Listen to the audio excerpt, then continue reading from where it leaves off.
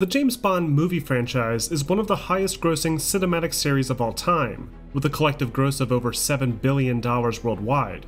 So it should come as no surprise that it generated an exhaustive list of subpar video game movie spin-offs and quick cash grabs throughout the course of the past 40 years.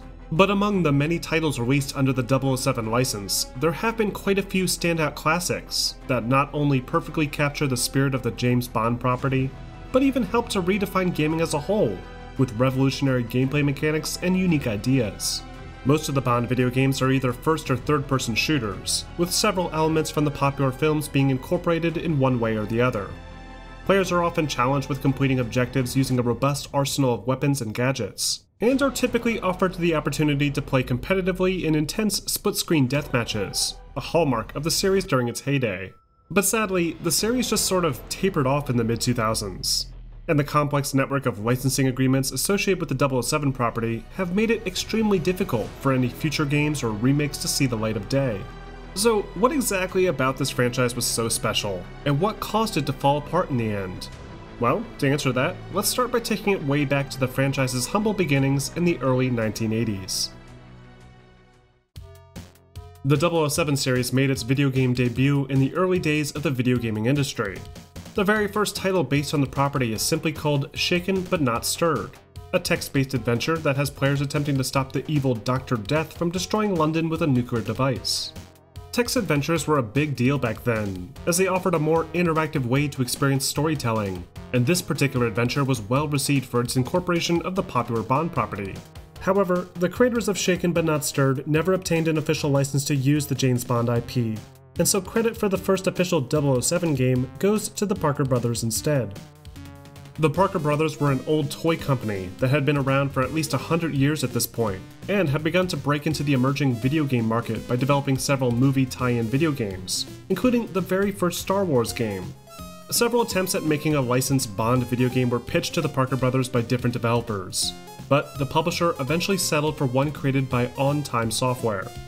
The game is simply called James Bond 007 and released in 1983 for the Atari, ColecoVision, and Commodore 64 platforms. It features a handful of different levels to choose from, each inspired by a different James Bond film, including Diamonds Are Forever, The Spy Who Loved Me, and Moonraker, and task players with guiding a pixelated vehicle across flat environments while dodging various obstacles. As silly as this looks, it was met with positive reviews back in the 80s, with only a few criticizing it for its steep difficulty curve. But more importantly, it showed the industry the potential that the Bond series had in the video game medium. A couple years later, two more Bond games were released, another text-based adventure, this time by Mindscape, and a more complex action game created by Domark Software, both of which were based on the film A View to a Kill, starring Roger Moore.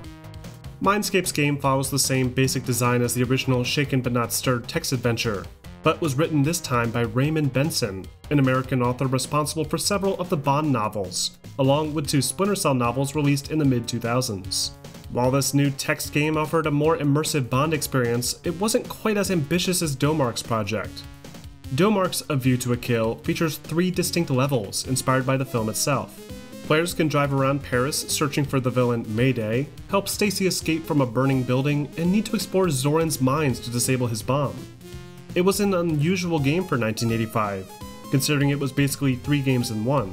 But despite its ambition, it still failed to stand out from the crowd, especially with massively successful titles on Nintendo's new platform taking the world by storm.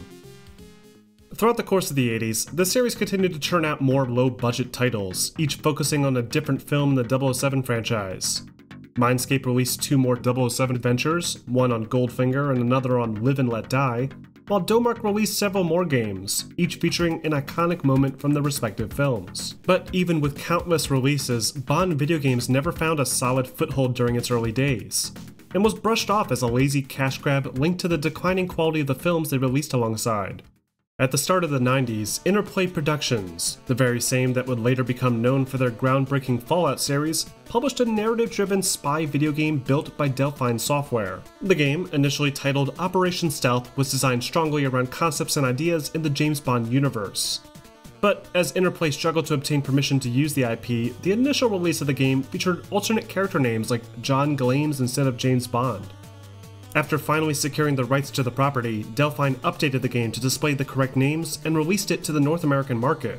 Though this led to a few inconsistencies in the story, like Bond working for the CIA instead of MI6. Still, despite these issues, Operation Stealth, or rather 007 James Bond The Stealth Affair, marked a major step forward for the Bond series. The game is beautifully detailed with colorful backgrounds and characters, along with an immersive point-and-click style gameplay approach, a mechanic that had proven popular with titles like Monkey Island. While not the best received title in the 1990s, The Stealth Affair marked a turning point for the series, as it married the immersive text-based experiences from before with more interactive gameplay mechanics. In 1991, the Bond series finally made the jump to Nintendo's platform with James Bond Jr., a platforming adventure created by Eurocom Developments and based heavily on the animated cartoon series of the same name. In it, players control James Bond's nephew and navigate challenging platforming sequences while simultaneously fighting enemies with a handful of different weapons. The game also released on the Super Nintendo platform, with additional vehicle-based levels echoing the classic style of some of the older Bond games. But outside of the name and the idea of saving the world using cool vehicles and gadgets, the game really does not have anything to do with the core 007 franchise. In 1993, Domark released their final entry to the James Bond video game series, with James Bond 007 The Duel. The Duel is a platforming adventure game, much like James Bond Jr., only with a slightly more mature tone, and a graphical design synonymous with other Sega-based titles like Sonic the Hedgehog. The game features 5 levels, each with increasingly more challenging configurations of enemies that Bond must defeat using his pistol, along with female hostages to rescue and several classic Bond villains that serve as boss encounters. The Duel marks another major step forward for the series, as it was made available to a wider audience and features a lot of the core elements of the Bond experience. But it was nothing compared to what was on the horizon.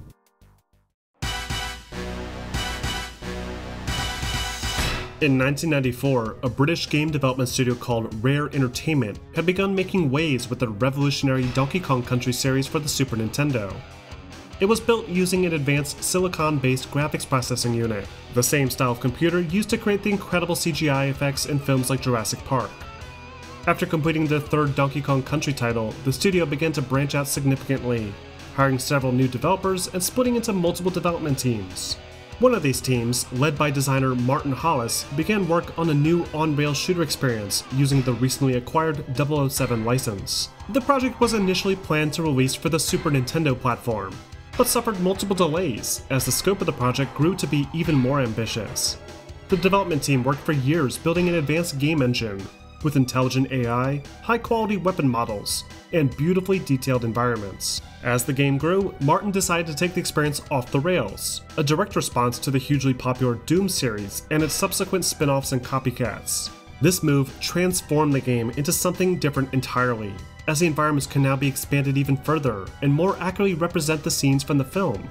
When the environments were finally completed, the small team of developers began to populate them with several different objectives and enemy patrols, resulting in a wildly different experience than any other shooter on the market. Finally, after piecing together a last-minute split-screen multiplayer component, Rare released the breakaway hit GoldenEye 007, exclusive for the Nintendo 64 console. The GoldenEye video game follows mostly the same narrative plot threads as the film it's based on. Players control James Bond in a new first-person perspective, as they infiltrate secure facilities and recover intel regarding a secret space weapon called the Goldeneye. The game features many iconic sequences from the film, like the big bungee jump stunt, sneaking on board a frigate and planting a bug on a helicopter, and even rolling through St. Petersburg in a tank. Though, in order to accommodate the game's limitations, a few elements of the story are tweaked, promoting a much more action-oriented experience. GoldenEye 007 is one of the first truly groundbreaking first-person shooter games designed specifically with consoles in mind. Players can control their character's movement and aim simultaneously, providing an incredibly smooth control scheme that surprised many gamers convinced that shooters wouldn't translate well to a console controller. But GoldenEye did more than that. It also helped to popularize major components that are still used in shooter games today, like needing to reload weapons or holding down a dedicated aim button to more carefully target an enemy, with things like headshots being considered more effective than body shots.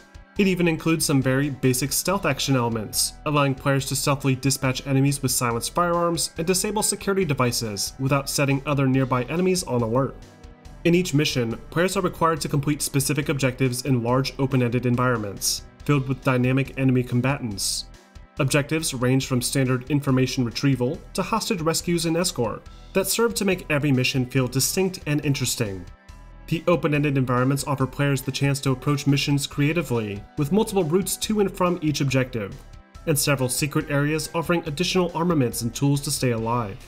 By default, players are equipped with Bond's iconic Walther PPK, but can equip more powerful firearms like the AK-47, M16, MP5, and SPAS-12, along with the option to dual-wield weapons like the Uzi and Takarovs, all of which were given fake names to avoid copyright issues.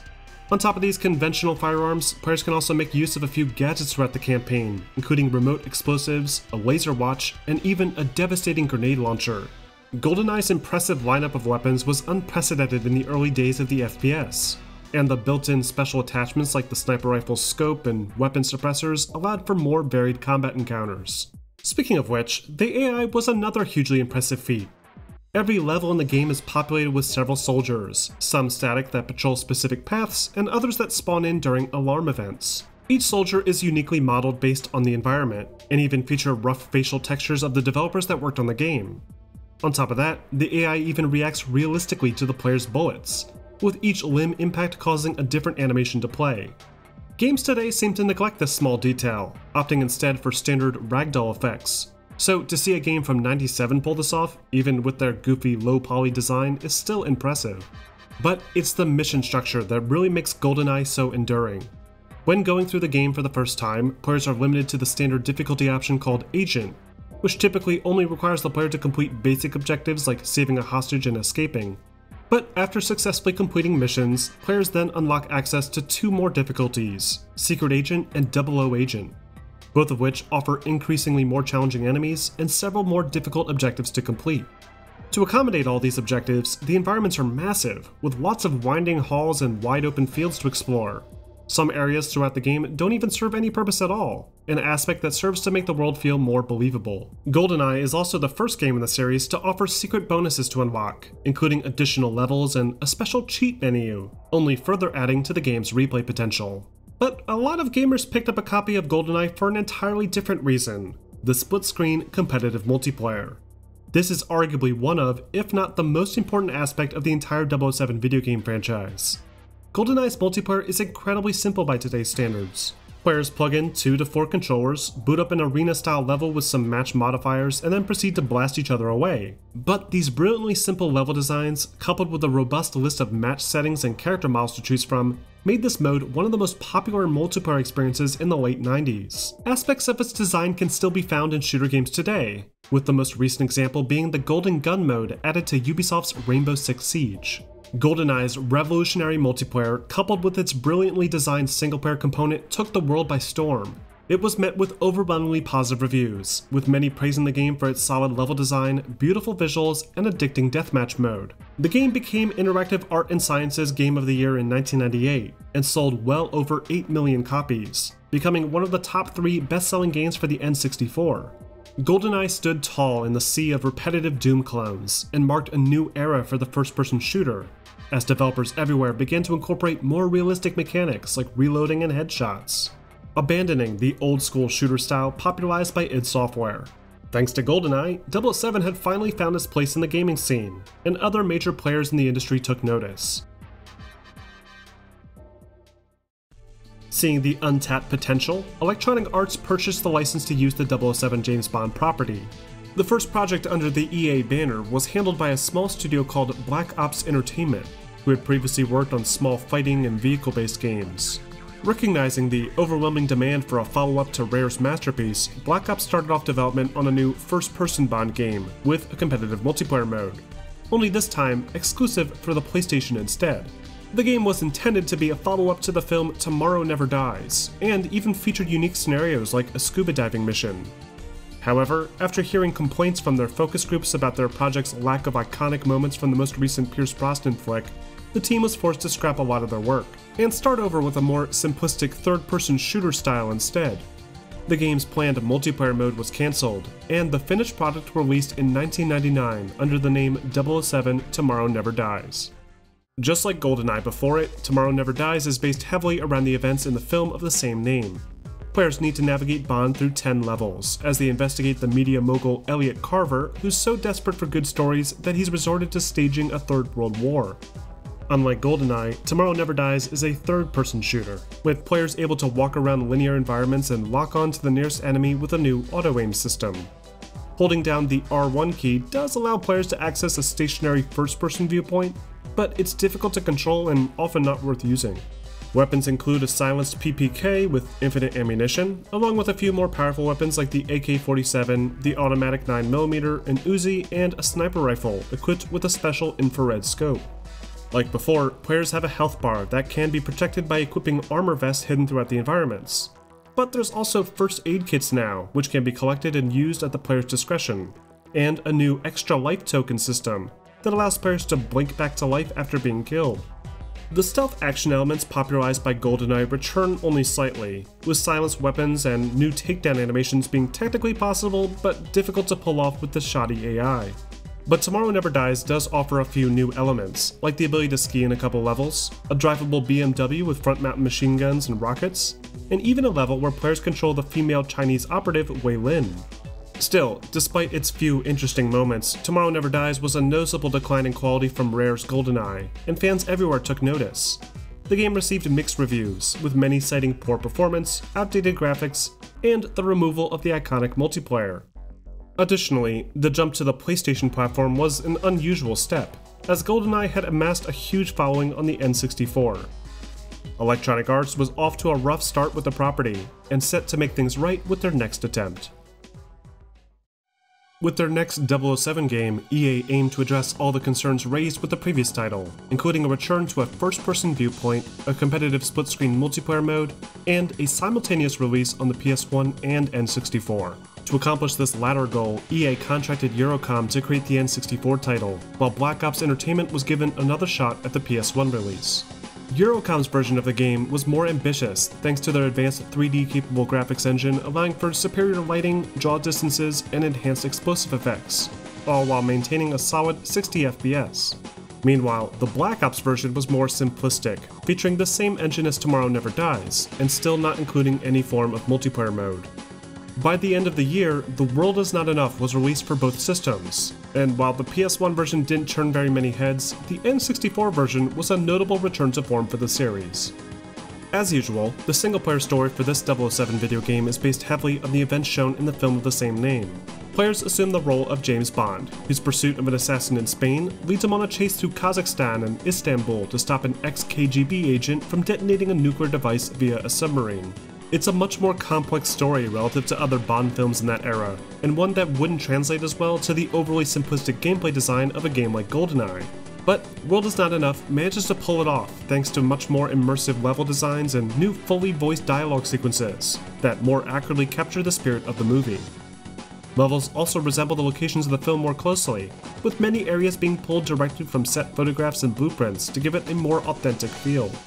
The gameplay design is inspired heavily by Rare's 1997 classic, with a return to the fan-favorite first-person perspective, and along with it, a massive arsenal of weapons to utilize. Weapons include Bond's PPK, a Desert Eagle, the AK-47, AUG, TMP, P90, SPAS-12, and the powerful Sentinel rocket launcher that can be guided directly after firing. It's a decent lineup of weapons, but it still isn't quite as robust as Goldeneye, and the ability to dual-wield weapons is not available. To make up for this, The World Is Not Enough features much more varied gameplay mechanics. The first mission sees players casually walking into a bank in Spain and getting through security without ever needing to pull a trigger. The gunplay kicks off almost immediately afterwards, but it's still a nice change of pace that's demonstrated a few times throughout the game's 14 missions. One mission in particular, called Night Watch, requires players to sneak around Elektra's villa late at night, avoiding detection and obtaining intel. There was stealth in Goldeneye, but not quite to this degree, where being detected by certain NPCs can instantly fail the mission, and players can now manually attach silencers to their pistol, sacrificing power for stealth. The World Is Not Enough also puts an even heavier focus on Bond's iconic gadgetry, with new devices like X-ray specs, safecrackers, lock decoders, wireless bugs, and of course the famous wristwatch that comes complete with a grappling hook, laser, and stun device to more easily incapacitate guards. The experience feels significantly more like a proper James Bond adventure, with plenty of intense shootouts and scripted action set pieces balanced out by some slower-paced covert espionage. And then of course there's the multiplayer, that again takes concepts that worked in Goldeneye and attempts to build off of them, with more game modes, a robust list of match settings to tweak, and even the ability to incorporate NPC bots into the action, making for even more hectic death matches. The World Is Not Enough was met with mostly positive reception upon release. Many applauded the game for its beautiful visual design along with the new voice acting performances, some of which were delivered by real actors from the film like John Cleese. Some outlets took note of the increased level variety Eurocom incorporated, praising sequences like the sinking submarine at the end for being hugely innovative. However, not everyone was impressed with EA's new Bond game. A few criticized it for being overly linear and scripted, as opposed to Rare's game that offered much larger environments and more ways to approach objectives. Additionally, the game suffers from much less intuitive controls, with the vertical aim now severely limited as it automatically adjusts when going up and down stairs, and can only be manually adjusted temporarily when holding down the aim button. Meanwhile, the PS1 version was met with even harsher criticism. It was criticized for its stiff controls, repetitive gameplay, and outdated visual design. It still incorporated some of the new gameplay mechanics, like an increased focus on gadgets, but the lack of a multiplayer mode made it a forgettable experience. Anticipating backlash from the shortcomings associated with their second PlayStation 007 game, EA contracted another studio to work on a separate Bond game to release alongside of it. This project, created by a British development studio called Eutechnyx, would focus on an often neglected aspect of the Bond property, the iconic car chases, and resulted in the PlayStation exclusive 007 Racing.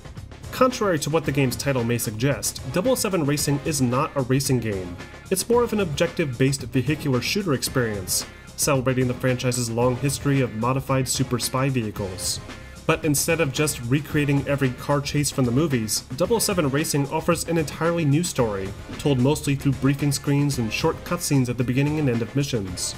The plot involves Bond tracking down a stolen arms shipment around the world and ultimately leads him to preventing a weaponized virus from being released by the end.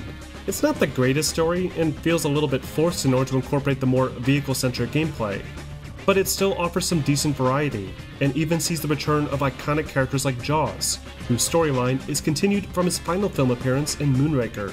Much like the past few Bond games, 007 Racing is built around completing specific objectives, only this time from behind the wheel of a car. The controls are fairly straightforward, allowing for acceleration and reversing, along with a handbrake to quickly change direction. But being as these are Bond cars, they can also make use of a number of tools and weapons. All the gadgets you would expect are featured, including forward-mounted machine guns, rocket pods, armor panels, smokescreen, and even a deadly laser. But these devices and weapons aren't always available to use. Each mission offers unique gameplay mechanics and vehicles to master, with some requiring players to simply race through a jungle using turbo boosts, while another has you maintaining a high speed to avoid detonating a bomb. There's even one mission that has you remotely piloting a BMW from a hacked CCTV camera and disrupting a storage facility from the inside. There's some truly creative ideas incorporated here, even if it's a bit rough around the edges. Meanwhile, the competitive multiplayer offers a new take on the classic split-screen action. Here, players can choose from any of the Bond vehicles and battle it out Twisted Metal style, with weapon pickups and health items spawning in set locations around a series of small vehicular arenas. This mode only supports up to 2 players, but still offers a little bit of customization, allowing players to tweak which items will spawn and the wind conditions. But of course, its focus on vehicles and the PlayStation's limited hardware capabilities keep it from being as robust of a multiplayer experience as its N64 counterparts. Overall, 007 Racing was met with mixed reviews across the board. It was criticized for its outdated visual design and frequently compared to the likes of Need for Speed and Driver, both of which had superior driving controls. However, a few did note that some of the missions were well designed, and some praised the voice acting performances, especially John Cleese, who reprised his role as R once again. While it's certainly not one of the better Bond games, 007 Racing is a unique and interesting entry, and the first 007 game, aside from that one mission in Tomorrow Never Dies, to attempt to capture the film's iconic car sequences using 3D graphics, setting the stage for future Bond games to incorporate similar concepts later on. As development wrapped up for The World Is Not Enough and 007 Racing, Electronic Arts had already begun to set their sights on next-generation hardware, including the hotly anticipated PlayStation 2. The original PlayStation had proven to be a significant roadblock for the 007 franchise, and EA were eager to deliver a proper James Bond experience to PlayStation gamers. To create this next-gen Bond game, EA turned to their own internal teams, including EA Canada and EA Redwood Shores, the latter of whom would eventually be known as Visceral Games, the creators of the Dead Space series. The goal for both teams was to create PC and PS2 ports of The World Is Not Enough, featuring even more impressive graphics and gameplay mechanics. Development started off smoothly, with both teams utilizing id Software's popular Quake 3 engine, and creating various character models, weapons, and environments based on the film. But as production continued, investors began to note that the window for the project's profitability was closing, as the film it was based on was no longer relevant. To account for this, EA decided to cancel work on the PC port, and instructed the development team to rework the game into a brand new standalone Bond experience, with an entirely original storyline.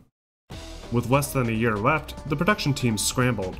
Old assets were redesigned to create new characters and locations, and talks with voice actors like John Cleese and even Roger Moore to reprise their roles fell through, resulting in less recognizable stand-ins instead. By fall of 2001, development for the newest title had finally been completed, and 007 Agent Under Fire released exclusively for the PlayStation 2 in November, with an additional GameCube and Xbox release the following year. Agent Under Fire features an original storyline, independent from any 007 motion picture, though it may be one of the most silly storylines in the entire franchise. It starts off simple enough, with Bond rescuing a damsel in distress and recovering a briefcase filled with mysterious vials. But it very quickly spirals out of control, with an evil villain kidnapping world leaders and creating clones of them to help facilitate world domination. It's a very Roger Moore-esque Bond experience that would have made more sense had they actually managed to secure a contract with him, but we're instead left with a hastily written story that feels disjointed and forgettable. Thankfully, the gameplay is a remarkable improvement over the past several entries to the series. It takes practically everything that worked well in The World Is Not Enough and expands upon it, with an even smoother free-aim control scheme, similar to Goldeneye, along with much more expansive level environments tailor-built for creative approaches to the action. Thanks to the use of the Quake 3 engine, combat in general feels more smooth and responsive, making the series' signature auto-aim mechanic less of a necessity than it used to be. Most of the weapons incorporated in the game are repurposed from the cancelled World Is Not Enough port, so weapons like the AK-47, Desert Eagle, Uzi, and AUG all make a return. But there's also a few new guns like the G11 and the Coleco M960 to help mix things up. Gadgets have also been improved upon, with tools like the grappling hook now capable of pulling the player instantly, rather than requiring them to awkwardly climb a hard-to-see string. Players can even use their cell phone to hack terminals remotely, allowing more direct interactivity with the environment. In fact, environmental interactivity in general is one of the most dominant themes throughout Agent Under Fire. Levels are loaded with far more explosive props and breakable structures, and triggering some of these traps can reward the player with the new Bond Moment Award, encouraging players to think and act more like Bond would. The stealth action elements from the past games have also seen some tweaks, with players now capable of incapacitating unaware enemies with a single melee hit to the back of the head, and levels now feature stealthy alternative routes to bypass guards. Unfortunately, a good chunk of the game is occupied by less interesting on-rails shooter moments, requiring Bond to shoot his AK from the top of a vehicle while an AI drives him around. Though these moments are redeemed by some excellent vehicle driving sequences that improve in every way over the weak driving mechanics in 007 Racing. To encourage even more replay value, Agent Under Fire expands upon the bonus unlock systems from Goldeneye, with new weapon upgrades like a gold-plated PPK, mixed in with additional unlocks like new multiplayer levels and characters. Meanwhile, the multiplayer has also seen some welcome improvements, including more competitive map designs, faster, more satisfying shooting mechanics, and the incorporation of new Bond gadgets into the action, including a grapple hook that can reliably pull players anywhere in the arena, and the jetpack, allowing for some truly chaotic battles. There's an undeniable influence from Quake 3 Arena here, and it's surprising just how well it plays on the console platform. Granted, the aim and controls are still stiff by today's standards, but at the time, this was a massive leap forward for the Bond series, and an effective follow-up to the split-screen mayhem fans loved from Goldeneye. Despite the solid multiplayer and okay single-player campaign, Agent Under Fire was met with a familiar, lukewarm reception. The chief complaint among reviewers was the weak narrative and the outdated concepts. With this being the 5th major Bond title since 1997, audiences were quickly growing tired of the super spy. New original shooters were beginning to crop up on consoles, including Medal of Honor, Rainbow Six, and Perfect Dark, a Rare developed game that was initially intended as a GoldenEye sequel before EA's sudden acquisition. Those same developers eventually broke away from Rare and developed yet another popular shooter series, again building off of the popular split-screen multiplayer mayhem that fans had fallen in love with. Meanwhile, a new behemoth in the console shooter market was beginning to stir, that would soon prove to be even more popular than GoldenEye. With the competition steadily mounting, the next entry to the Bond series would need to be on an entirely new level. While Agent Under Fire certainly wasn't the GoldenEye killer EA intended, it at least managed to stabilize the series a bit, encouraging the publisher to invest heavily in a sequel, allowing for improvements to the visual design, story, musical score, and gameplay. They reached out to Eurocom Entertainment once again to helm the main console releases, along with Gearbox Software, who handled the first ever EA Bond release on PC. The Eurocom console title started development in March of 2001, around the same time that Agent Under Fire was being developed. It was built using the same Quake 3 engine as its predecessor, though because of its increased funding and longer development cycle, was provided an extra level of care and attention. This new project, given the working title Phoenix Rising, would again feature an entirely brand new adventure, with locations like Tokyo and Romania, along with more vehicle-centric levels made possible by a separate team at Savage Entertainment. The level designers pushed the hardware to its limits of what they thought was possible, with beautifully detailed environments unlike anything the series had attempted before, along with plenty of enhanced effects like rain, snow, and impressive lighting to help bring the locations to life. Pierce Brosnan himself even agreed to lend his likeness to the game again, only this time with a more advanced laser scanning process that, paired with a higher poly count, made for a much more believable Bond. After only 20 months of development, all the pieces were in place for a revolutionary new 007 experience, and EA released 007 Nightfire for the PlayStation 2, Xbox, and Nintendo GameCube, alongside a separate PC release that I'll talk about more in a bit. 007 Nightfire sees Bond investigating a man named Raphael Drake, the leader of a large nuclear decommissioning company that MI6 suspects of being a front for something more nefarious. Players once again assume control of Bond exclusively, though there are quite a few more fleshed out supporting characters this time, including lead antagonist Raphael Drake, his mistress and undercover French intelligence agent Dominique, and even a return appearance from Zoe Nightshade from the previous game. Nightfire's campaign is still pretty short, but has much better pacing than Agent Under Fire, with expansive and intricate stealth sequences and less monotonous action set pieces. Players go from infiltrating a castle under the cover of night, crashing a fancy party, and ultimately end up in a huge vehicular battle on an ice lake, a clear homage to Die Another Day. There's even a few references to classic Bond films like The Spy Who Loved Me and Moonraker. But rather than trying to recreate those stories, Nightfire stands as its own entity, and while it's short-lived and predictable, it's still one of the first actually memorable original 007 video game campaigns. And that's due mostly in part to its brilliant gameplay design. Nightfire is one of the first entries to really balance out all of the aspects that make up the 007 property. It's still a first-person shooter like the past few titles, but it doesn't seem to lean too heavily into the first-person shooter concept, and balances it out more effectively between some great stealth action sandbox moments and exciting vehicle action set pieces. Nightfire in general feels like the first attempt to make the video games feel more cinematic, which is made evident by the inclusion of the iconic 007 barrel sequence and intense opening action scene, followed by a title theme performed by Esthero. But nothing more properly exemplifies the design of Nightfire than the exchange, and the missions directly connected to it. This first act of the game involves Bond sneaking into a heavily guarded fortress in Romania to spy on Drake during a secret gathering, and confidently combines everything that makes the 007 game series so enjoyable. The first mission highlights the game's sandbox stealth action elements, allowing players to silently dispatch guards, find secret routes, and even stow away in a wine delivery truck to enter the castle unseen. But the game quickly transitions into some close quarters action, followed by an intense series of chases, all culminating in an epic showdown in the Aston Martin Vanquish. Each aspect of this opening act is expanded upon throughout the course of the game, providing an incredibly well-rounded 007 experience, far exceeding anything done previously. As far as the movement and controls go, Nightfire improves significantly over the previous game. Player and AI movement is slowed down a bit to feel more natural, and weapons now are more satisfying to shoot thanks to the lower time to kill and higher accuracy. Weapons once again include classics like Bond's PPK, and a few returning weapons like the MP5K, Deagle, and Sentinel rocket launcher. Though there's also some crazy new weapons like the Samurai Laser and the Ames rifle that takes up nearly half the screen. Many of the gadgets appear to be based off of the designs first introduced with The World Is Not Enough, including night vision and X-ray specs, laser watch, and stunner. Though they're put to much better use here, with more optional uses for them to help make the player feel more like Bond. The AI also shows a few signs of improvement, like a more reliable detection system and new mechanics that allow players to hold them hostage and force them to drop their weapons. But the actual bullet impact and death animations are noticeably dated, and aren't quite as impressive as the ones used during the N64 days.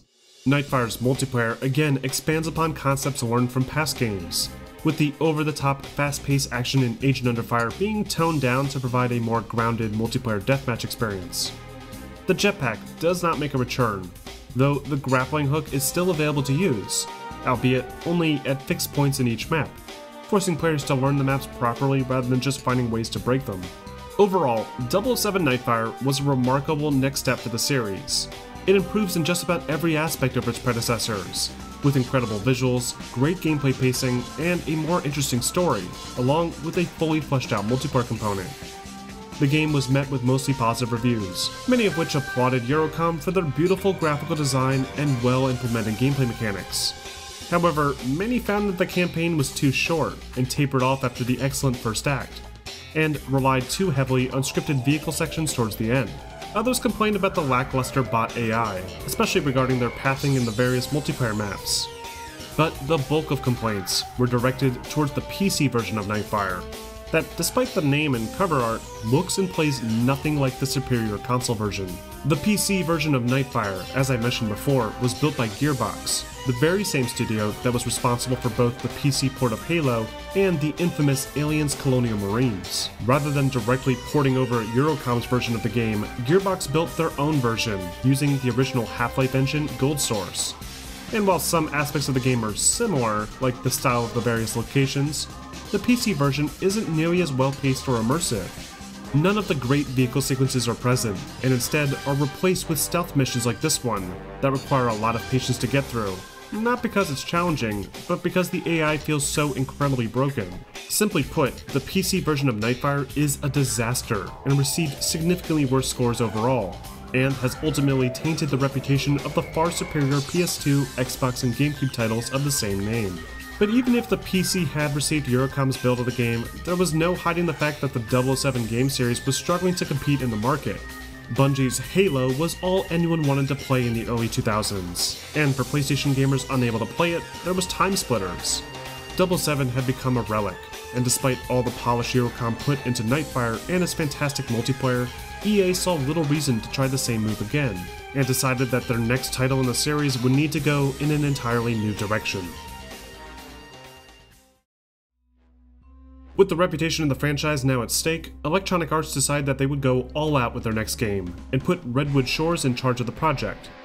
Redwood, having just finished work on a third entry to the popular Lord of the Rings video game adaptations, saw potential in the third-person perspective, and decided early on to bring the James Bond fantasy back to the perspective used in Tomorrow Never Dies. The team once again used the Quake 3 engine to build an entirely new 007 cinematic adventure, only now with way more funding and support.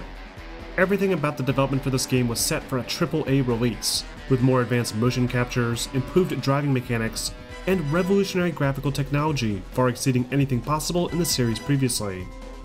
On top of that, EA even managed to not only get Pierce Brosnan's face in the game, but for the first time his voice, along with an impressive lineup of other stars like Judi Dench, John Cleese, Heidi Klum, Shannon Elizabeth, and Willem Dafoe, who played the lead antagonist. Finally, in February of 2004, EA released James Bond 007 Everything or Nothing, quite possibly one of the most ambitious and expensive entries that the series has ever seen.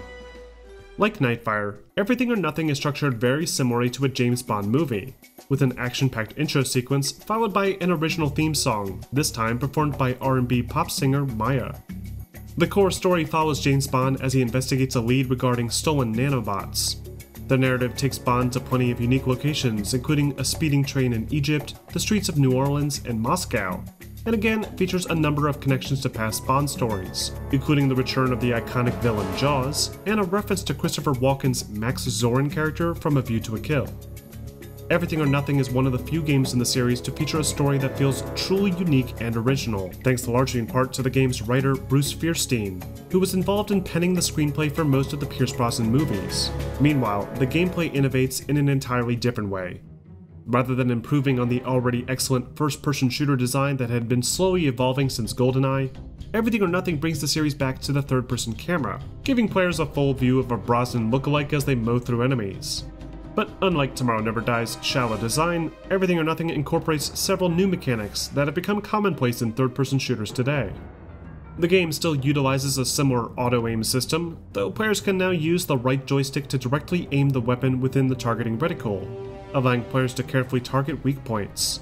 Along with this, players can also dive forward or to the sides, shoot from cover, and even seamlessly transition to a new hand-to-hand combat system, complete with dodges and several different flashy takedown animations. To help players identify the popular Bond moment opportunities, Everything or Nothing includes a sort of slow-motion inventory screen that highlights objects of interest in the environment. This can also be used to swap between weapons and select various gadgets that have also seen a complete overhaul.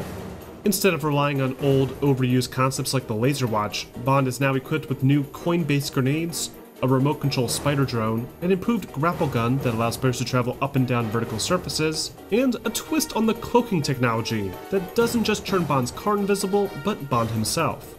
These gadgets are mostly awarded based on mission progression, but special bonuses can be unlocked by earning high scores on missions, again encouraging players to make use of as many signature Bond moment opportunities as possible. In terms of pacing, Everything or Nothing follows the same basic principles as Nightfire. The game mixes a healthy dose of stealth missions in with some intense firefights and car chases. But rather than featuring all these aspects in their own distinct mission, the game seems to blend them together more seamlessly, with players able to finally get in and out of their car during some missions. The end result is an even more exciting and immersive James Bond experience, and one that thankfully lasts much longer than the previous title. The multiplayer portion of the game has also seen a complete rework. Everything or Nothing doesn't go for the traditional split-screen competitive multiplayer, but instead is the one and only entry in the series to deliver a co-op campaign. To avoid players fighting over who gets to be Bond, this co-op forces players to use one of 4 different Secret Service characters, none of which talk or have any personality at all. The co-op mode instead throws players through a gauntlet of enemies, with some basic mission objectives and occasional boss fights. And outside of some moments where you need to press buttons together or defuse a bomb while the other player defends, this co-op mode really doesn't seem to take advantage of its unique concept, and feels fairly lackluster as a result.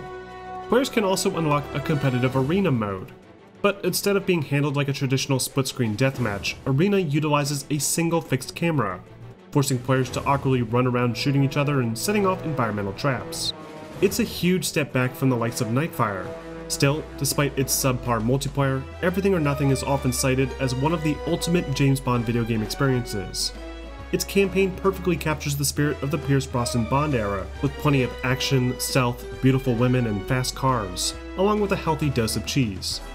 The switch to the third-person camera was a bold and risky move, but it paid off beautifully, providing a more cinematic take that arguably suits the licensed property far better.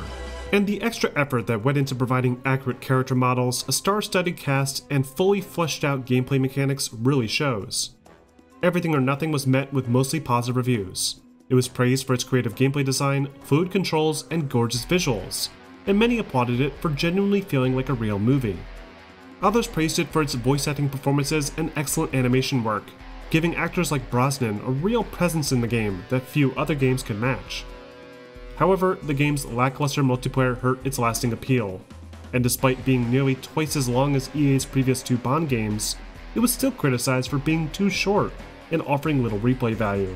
In the end, Everything or Nothing still managed to be a notable success, and is Pierce Brosnan's final run at the iconic secret agent.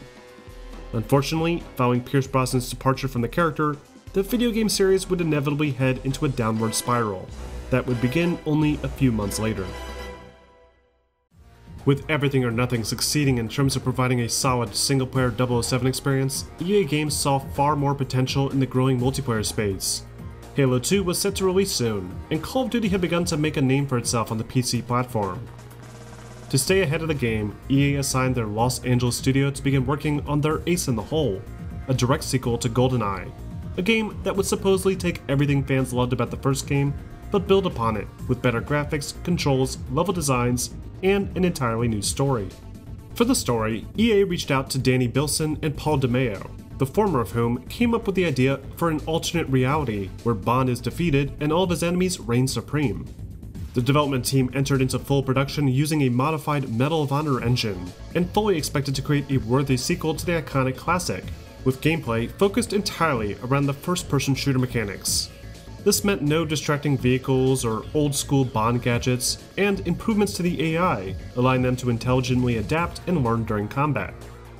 Partway through development, the team decided to drop the 2 in the title, and add in Rogue Agent to better describe the nature of the game.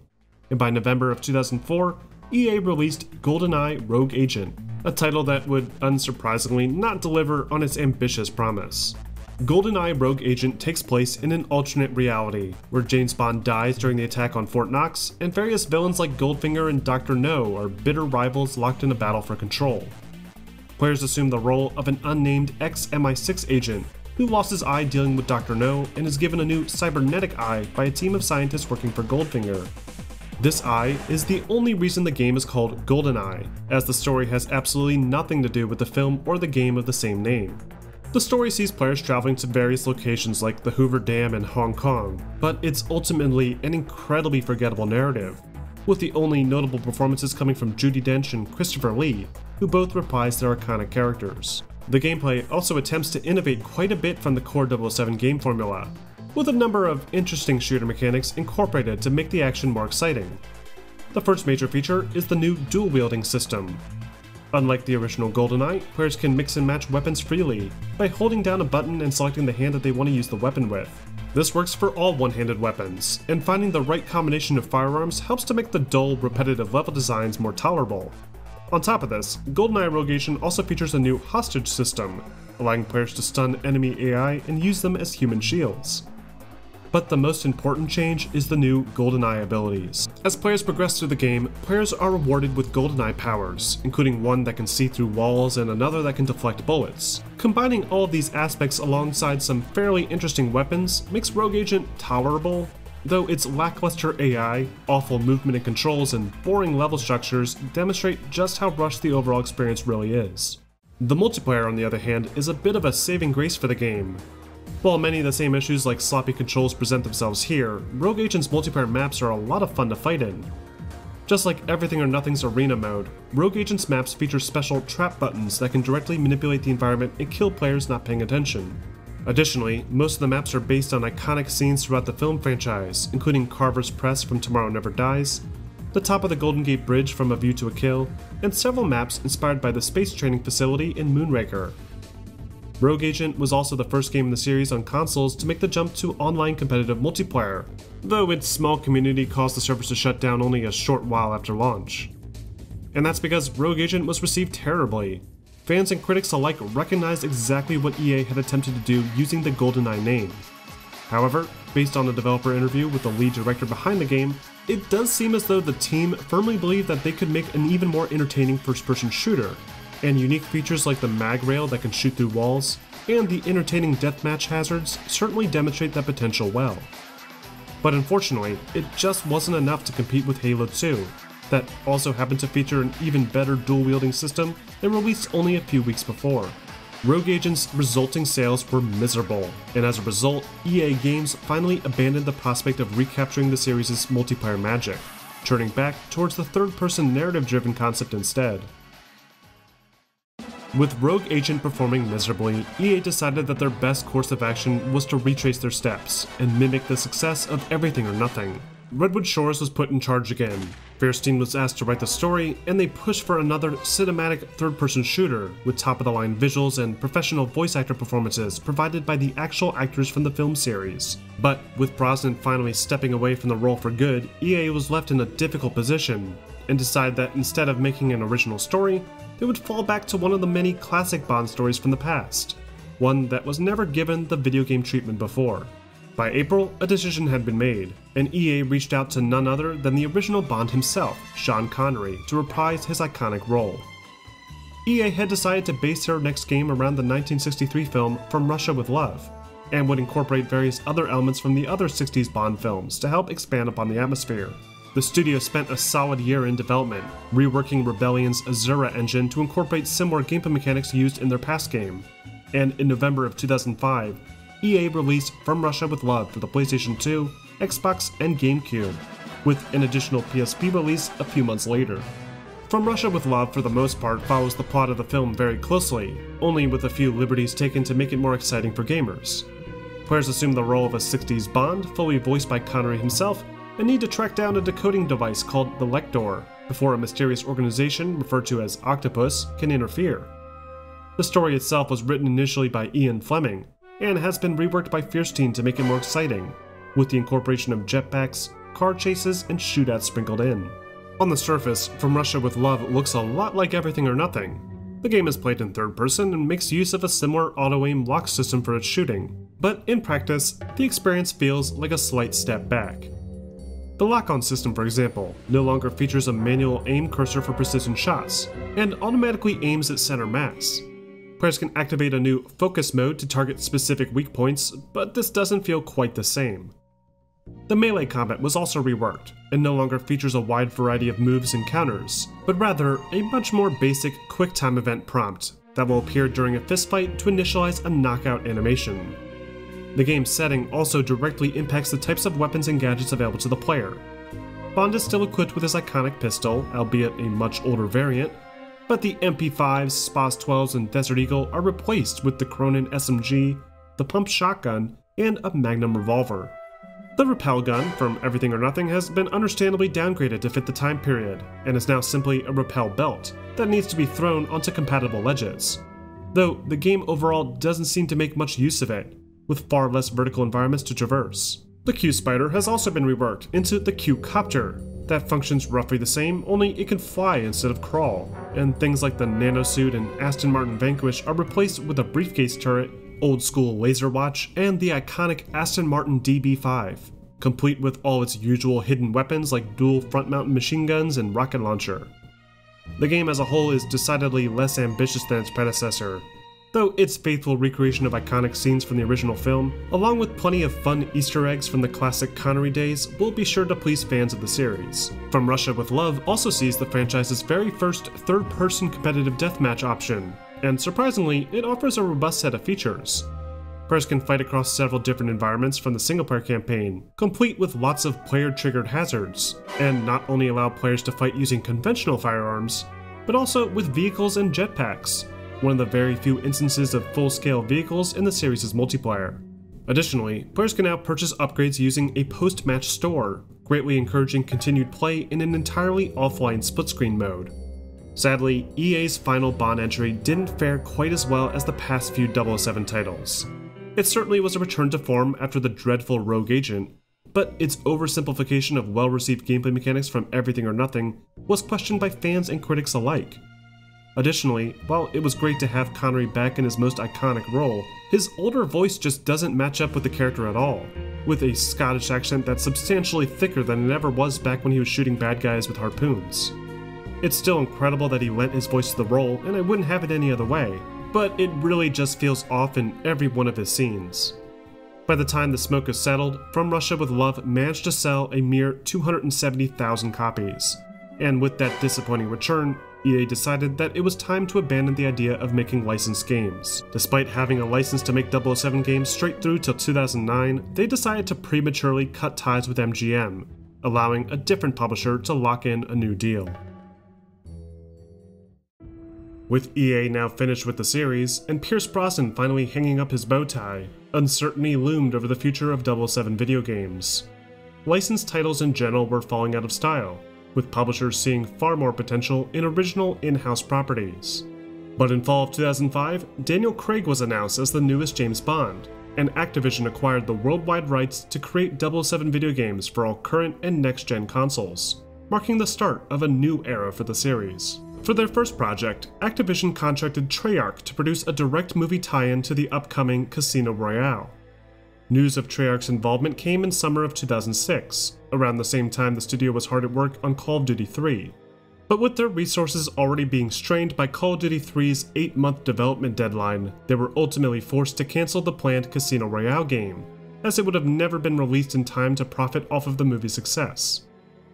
After releasing Call of Duty 3, Treyarch switched from their own engine architecture over to IW 3.0, the same engine Infinity Ward had used to build Call of Duty 4, and reworked the gameplay mechanics and assets so that they could be incorporated in a new James Bond adventure, this time based on Craig's second turn as the British spy, Quantum of Solace. But rather than just skipping over Casino Royale entirely, they decided to combine the two projects, with locations and events from both films being represented in one seamless gaming experience. To help the new project reach as many platforms as possible, Activision reached out to several development teams, including Vicarious Visions and even Eurocom again, to piece together various ports.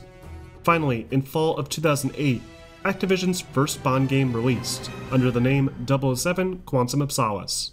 Quantum of Solace is probably one of the more confusing narratives in the history of 007 games, as it tries to awkwardly stuff two different movies together, with its first and third act being based on scenes from Quantum, while its much larger second act revolves around key action sequences from Casino Royale. Players assume the role of Daniel Craig's Bond, whose stoic personality brings a much darker take on the iconic character. For those that haven't seen the films, Casino Royale is the first entry starring Craig, and sees Bond trying to disrupt a man named Le Chiffre from financing terrorists by beating him at a high-stakes poker match. A lot of the biggest action scenes in the film are recreated for the game, including the intense parkour chase through the construction site, but several sequences are expanded upon to feature more explosive gunfights, like the train ride where Bond meets Vesper, that, according to this game, also saw Bond blowing up other train cars and ripping off Sam Fisher from Pandora Tomorrow. As we've seen with past Bond games, this isn't too unusual. Bond films really don't have that much shooting when compared to your typical first-person shooter video game, so of course missions in-game are going to be featuring a lot more action. Though the more serious tone and style of the Daniel Craig-era Bond films doesn't seem to lend itself as well to the over-the-top action, and it comes off as more formulaic than charming like it did in the past. As far as the gameplay goes, Quantum feels almost nothing like the EA Bond games. It's played primarily in first person, with controls and movement that feel eerily similar to your run-of-the-mill Call of Duty game, though to help it stand out, it does incorporate a unique third-person cover mechanic, similar to the design used in Ubisoft's Rainbow Six Vegas. Players can now snap to cover to avoid incoming fire, and can either blind fire or pop out of cover to aim with more precision. If players are injured during a fight, their health will now regenerate automatically, meaning there's no need to worry about a health bar or armor pickups anymore. To accommodate this new combat style, environments are no longer open-ended, and instead feature very linear paths with plenty of cover to take advantage of. Between firefights, players can make use of some light stealth action mechanics, with a basic hacking minigame, some security cameras to dodge, and a few enemy patrols to deal with. But a majority of the gameplay involves all-out firefights using a fairly limited arsenal of weapons. Firearms include the return of Bond's pistol, along with easily recognizable guns like the Scar H, MP5, UMP, and even an M60. Though, because this game takes place in a more grounded scenario, there's no crazy sci-fi weapons or over-the-top gadgets to play around with, and the popular vehicle sequences that have helped to define the series over the past decade are nowhere to be seen. The game's multiplayer is even more disappointing, with a few uninspired map designs and your typical competitive modes that back in 2008 were made redundant considering the overwhelming success of the Call of Duty series. There's a few interesting features here, like an asymmetrical 1v6 mode that has players controlling a slightly more powerful Bond while the rest have to try and wipe him out, but it's otherwise a lackluster addition, and the missing split-screen mode feels like a huge disservice. Overall, Quantum of Solace was met with a mixed reception. It was criticized for its weak visual presentation, clunky controls, confusing narrative structure, and over-reliance on QuickTime events. Changes made to the core formula were of course to be expected, especially considering the more serious tone of the movies, but Quantum of Solace fails to capture that more gritty atmosphere, and instead delivers a tone-deaf shooting gallery without any substance. Quantum was a disappointing start to Activision's run with the series, and with their next project, they would take a move straight out of EA's playbook. After Quantum, Activision saw little promise in trying a direct movie adaptation again. They looked back at what EA had done in the past and recognized Everything or Nothing as one of their more successful attempts with the property. But Activision also recognized the increased potential of the Call of Duty series, and decided not to bog down Treyarch with another 007 project. They instead contracted a small British development studio called Bizarre Creations, who had just completed a decently received third-person shooter game for Sega called The Club.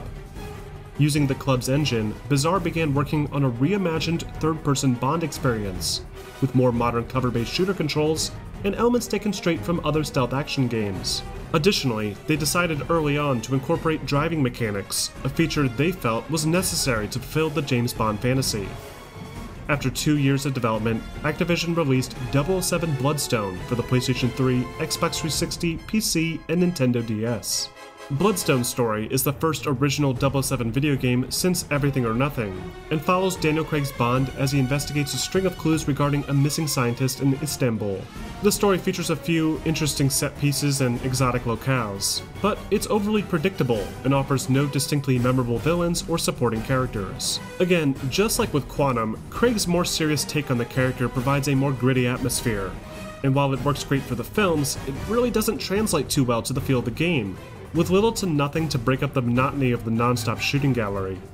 But unlike Quantum, at least unlike its main next-gen console release, Bloodstone is played entirely in third person, with a much greater emphasis on stealth.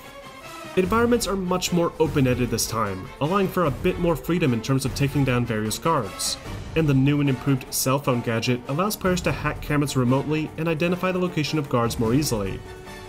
Takedowns can now be performed without the need for a pointless QuickTime button press, and now awards players with a new Focus Aim Point, which can be used to instantly aim and fire at an enemy with a lethal shot. This focus ability can be chained together to dispatch up to 3 enemies in quick succession, and appears to be a blatant ripoff of Splinter Cell Conviction's Mark and Execute system, only with a much less slick animation tied to it. Outside of some basic third-person cover-based shooting mechanics, Bloodstone also sees the return of the series' signature car chases that take full advantage of the studio's experience making racing games like Blur. The vehicles have a much more believable weight to them as they slide around corners, and the linear set pieces offer some exciting cinematic moments, unlike anything that the series has managed to accomplish before. There's actually a lot of really cool moments throughout this game's campaign, but the basic stealth action and noticeably weak shooting mechanics detract quite a bit from them. Multiplayer also returns in Bloodstone, but within the first week or so of release, Bloodstone's online community only consisted of about 1,200 players, with the few players that did manage to try it complaining about boring level designs, lag, terrible hit detection, and a removal of the more interesting modes featured in Quantum. Overall, Bloodstone was only a minor improvement over Treyarch's title. The inclusion of driving sequences, an original story, and major film actors were a nice touch, but it simply wasn't enough to make up for the poor third-person shooting mechanics and overall lackluster design. The game sold miserably, and as a result, Bizarre Creations was dropped by Activision, forcing the development team to close their doors for good, and the 007 series drifted even further into obscurity. But Bloodstone wasn't the only 007 project in the works. Discussions regarding a re-release of the original Goldeneye began to surface, with both Nintendo and Microsoft looking for ways to bring the original game to their digital marketplaces. But with Activision holding exclusive rights to the series, they decided to take matters into their own hands and set out to create a brand new Goldeneye experience. They initially reached out to Free Radical, that consisted of veteran Goldeneye developers, but unfortunately nothing ever materialized, and Activision turned to Eurocom Entertainment instead. Eurocom, no strangers to the Bond series, combined their game engine used for Dead Space extraction with assets and animations from IW 3.0, creating a truly next-gen GoldenEye experience, and one that would take full advantage of the Nintendo Wii's unique motion controls. They again reached out to Fierstein to write the script, who had to make some serious changes to accommodate the more serious tone of Daniel Craig, and many aspects of the story had to be reworked to feel more modern. In 2010, Activision released GoldenEye 007 exclusively for the Wii, with a PS3 and Xbox 360 port called GoldenEye Reloaded a year later. The 2010 version of GoldenEye is a complete retelling of the film and game of the same name, with many of the same locations, characters, and concepts being reimagined in a more modern tone. everything about this experience feels remarkably different, with more expansive environments, reimagined characters, and a more modern control scheme, resulting in a drastically different adventure altogether. Both versions of the game, despite the new motion controls on the Wii, feel remarkably like a Call of Duty game, with a lot of the same movement mechanics and combat controls. But unlike Quantum, there's significantly more opportunities for stealth action mixed in, with a new radar system to track enemies, some advanced first-person takedowns, and detection indicators to warn players that they've been spotted. Players can wield a number of conventional firearms including AKs, MP5s, and sniper rifles, and can now use their cell phone to photograph secret plans to help give the game a more spy-oriented twist.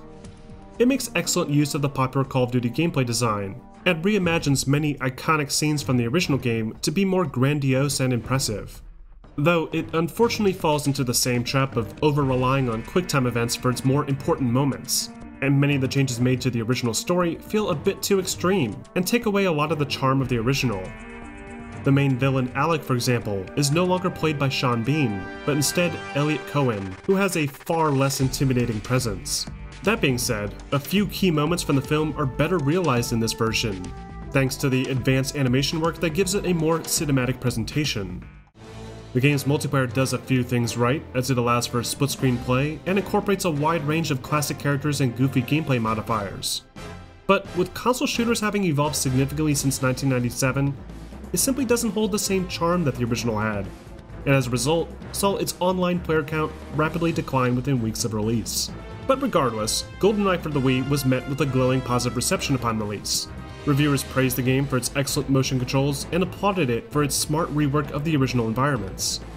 However, its PS3 and 360 counterparts weren't quite as well received. With the motion controls out of the picture, many noted the glaring downsides of the game's design, calling it out for being a cheap knockoff of a Call of Duty experience. Activision had now, for the third time, provided a subpar 007 experience, and decided to give it one more shot before calling it quits.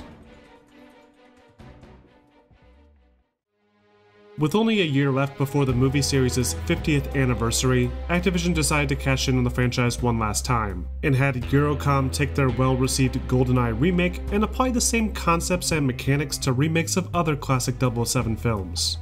The plan moving into this project was to create a series of mini remakes to commemorate each era of the Bond cinematic collection, meaning one film from each actor that has portrayed the master spy. But rather than waste time acquiring the licensing agreements and modeling a separate Bond for each mission, they decided to simply incorporate Daniel Craig into each story instead. And after less than a year of development, Eurocom released their final video game, 007 Legends, the official end of the series' nearly 30-year-long run. 007 Legends is a collection of short stories based on classic 007 adventures. The game kicks off with a retelling of Goldfinger that sees Daniel Craig's Bond attempt to thwart a plan to irradiate the gold at Fort Knox. The second series of missions is based on the only film to feature George Lazenby on Her Majesty's Secret Service. In this story, Bond participates in an assault on Blofeld's mountaintop lair, in an attempt to stop him from releasing a bioweapon tied to several brainwashed women. The third set of missions tackles the much darker story in License to Kill, where Bond seeks to avenge his murdered friend Felix by tracking down a Mexican drug lord to a secret lair built underneath an ancient temple. The fourth story covers the only Pierce Brosnan film to never see a direct video game adaptation, Die Another Day, and follows Bond's investigation into Gustav Graves at his remarkable ice palace in Iceland. And the game's fifth and final mission is based on Roger Moore's Moonraker, that famously has Bond travel into space to face off against Hugo Drax in a zero-gravity showdown. The game's plot is predictably a disjointed mess, built around the idea that Bond is recalling all these events in a coma after being shot off a speeding train in the film Skyfall. But unfortunately, the actual final mission, based on Skyfall, is no longer available to play, as it was only made available for free as a temporary digital download before being ultimately pulled from digital stores, leaving the game, at least the PS3 and Xbox 360 versions, without a true ending. Though for players still interested, the mission is included directly on the disc for the Wii U port of the game. In terms of gameplay, 007 Legends once again piggybacks heavily off the well-received shooter design associated with the Call of Duty series. The game is played entirely in first person, with a decently large arsenal of weapons to equip, and each mission involves a combination of stealth action and all-out warfare. Though, surprisingly, this works really well. 007 Legends is often recognized as one of the worst titles in the series, but there's some genuinely smart design choices incorporated into the gameplay. The stealth action mechanics, for example, are more fleshed out than they were in the Goldeneye remake, with a more clear detection system and several new hacking minigames and mechanics to help make the player feel like Bond. Bond's cell phone still serves as the primary gadget throughout the game, but it can now swap between 3 different modes, including a fingerprint scanner, a hacking app, and a camera to acquire evidence. Bond is even equipped with a pen that can fire specialized darts, and a new version of his wristwatch that can be used to ping nearby enemies on radar and can fire a laser. On top of all this, Legends also features a new upgrade system, accessible at special weapon crates throughout each level. Weapons can now be customized with new attachments to improve their capabilities, and gadgets can also be improved to be more effective.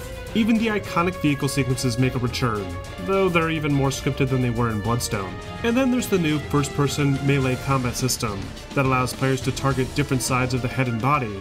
This was incorporated to make encounters with classic villains more meaningful, though after a few fights it does become apparent that the system is just a predictable set of QuickTime events, and its constant use really takes away a lot from the game's pacing. And finally, there's the competitive multiplayer that's about as generic as you can imagine, with a basic player progression system, weapon unlocks, and player buffs all inspired by Call of Duty's design. While it was a nice touch to incorporate classic movie environments and Bond's gadgets, the online community was pretty much dead on arrival. 007 Legends as a whole is a fairly generic and disappointing final entry to the series. The few interesting stealth action elements do little to distract from the blatantly obvious Call of Duty gunplay mechanics, and both fans and critics alike took notice. The Call of Duty series was already beginning to feel stale to many, and having yet another 007 spin-off using the same endless AI reinforcements and basic level designs would prove to be the final straw. The game received abysmal reviews, some of the very worst in the series' history, with many accusing the game of being a cheap cash-in COD clone with hastily designed missions and little replay value. Others complained about the mission choices, claiming the films chosen were some of the worst in the cinematic collection, while some fans found the retellings to be disingenuous and faulted Eurocom for replacing the Halle Berry character Jinx with a more generic, unrecognizable model instead. With 007 Legends' abysmal review scores and miserable sales numbers, Eurocom was forced to shut down for good, and Activision lost their exclusive licensing deal to the 007 property, forcing the studio to pull all of their released 007 games from digital storefronts in early 2013, effectively ending the franchise's 30-year run. The 007 video game franchise has had a monumental impact on the first-person shooter scene. Rare's 97 masterpiece is often cited as one of the most important console shooters of all time, and can be tied directly to the creation of Medal of Honor and subsequently Call of Duty as a result.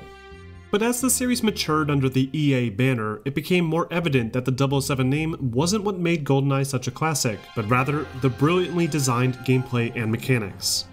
GoldenEye's smooth first-person gamepad controls combined with the open-ended mission structure and enjoyable split-screen multiplayer were unprecedented back in the day, and the series never managed to recapture that spirit, even with its strongest entries. Additional concepts like intense scripted car chases and improved stealth mechanics were certainly a nice touch, but the series suffered stiff competition from the likes of Halo and Call of Duty that it simply could never get in front of. By the time Activision had finally acquired the license, there was little that could be done. The 007 series, while increasingly more popular in movie form, no longer influenced the sales of its respective video games, as gamers became more interested in original experiences instead, something that, along with the cheap cash grab entries, inevitably killed the game franchise. But over the course of the past 8 years, there's been glimmers of hope regarding the future of the series. Some fans, for example, have recreated the classic multiplayer experience from GoldenEye using the Source engine. Additionally, a few years back, information regarding a cancelled 007 GoldenEye remaster leaked online, which would have featured higher-res models and textures, all while retaining the original gameplay that fans fell in love with. This was of course cancelled as Activision held exclusive rights to the license at the time, but it inspired another fan remake of the game that is currently shaping up to be an even more faithful adaptation of the classic shooter. The project, titled GoldenEye 25, is currently in development by a couple of developers using the Unreal Engine, and is set to release exclusively for the PC to commemorate the game's 25th anniversary. From the footage that the team has shared so far, the project aims to merge the original style of gunplay and mechanics with a significantly improved visual style, with advanced lighting, texture quality, and more dense environmental decoration. The project started development as early as 2017 and is slated for a summer 2022 release. And so if you're interested in following their development process, the team has been fairly open about their work on their social media accounts, which I'll provide links for below. And while this is great news for fans of that particular game, the big question still remains: what's next for the James Bond 007 video game series? We're at a strange point right now, where Daniel Craig is set to officially retire from the role after No Time to Die releases, and EON has yet to announce an actor to take his place. Once a new actor is chosen, a video game publisher could possibly show interest in the series again, and attempt another reboot. So if that does end up happening, what style of game do you think should be made? Should it be a first-person shooter game like Goldeneye or Nightfire? Or should they attempt another third-person experience like Everything or Nothing? As we've seen in the past, both styles of gameplay have the potential to deliver an engaging 007 experience, so long as they adopt aspects that take advantage of what makes James Bond so unique. Incorporating high-tech gadgets and fast cars are key, and tying that in with more social stealth aspects and environmental interactivity can provide a gaming experience unlike any other.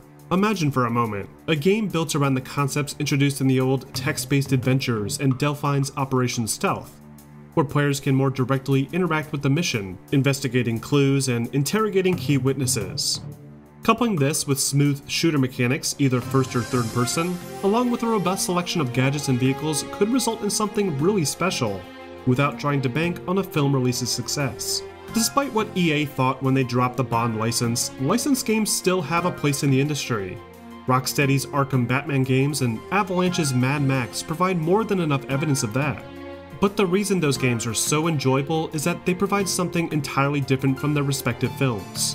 Rocksteady's Batman games, for example, aren't overly dark and grounded like the Nolan films they released around, resulting in a more fun and creative gameplay experience that takes several aspects from the property. A 007 game could adopt a similar approach, with more open-ended environments to explore freely, maybe on an island like in Dr. No, along with NPCs to talk to or interrogate, and a wide range of different approaches to objectives, to let players feel like they're really James Bond. This could be enhanced further, with an on-site hidden Q lab kinda like the Batcave, allowing players to unlock new weapons, gadgets, and vehicle upgrades. And the game's combat could offer plenty of opportunities for epic Bond moments to help complete the fantasy. The multiplayer, of course, is an even more challenging prospect, as we've seen countless iterations of online deathmatches over the past couple decades. Though really leaning into Bond's unique gadget-filled arsenal, his vehicles, and the trap-filled environments could perhaps be what helps it stand apart. But regardless of what comes next, there's no denying the impact this long-running game series has had. It has spanned generations with its catchy theme song, varied gameplay designs, and addicting multiplayer modes. And as a result, everyone seems to have their own favorite, from GoldenEye to EA's original stories, straight through to Activision's more Call of Duty-esque titles. And so, whoever takes over the series will have a real challenge on their hands, to not only appeal to old-school fans, but to also make something interesting and unique enough to stand on its own. But what do you guys think? Which game in the 007 series was your favorite? And how do you feel future games on the property should be approached? Let me know in the comments section. Now, I want to give a special shout out to my gold level patrons, including Kung Fu Hot Dog, B-Man, Uriel Tomsoff, and James Kafka, along with Donuts, who has become the first Ultra tier patron. Thank you so much for your continued support. If you enjoy the work I do here, please consider joining the growing list of Patreon supporters, where you'll get early access to new documentaries, behind-the-scenes content, shoutouts, and exclusive access to our private Discord. Your support is greatly appreciated. And if you want to see more documentaries, comparisons, and reviews, don't forget to like and subscribe for more videos posted every week.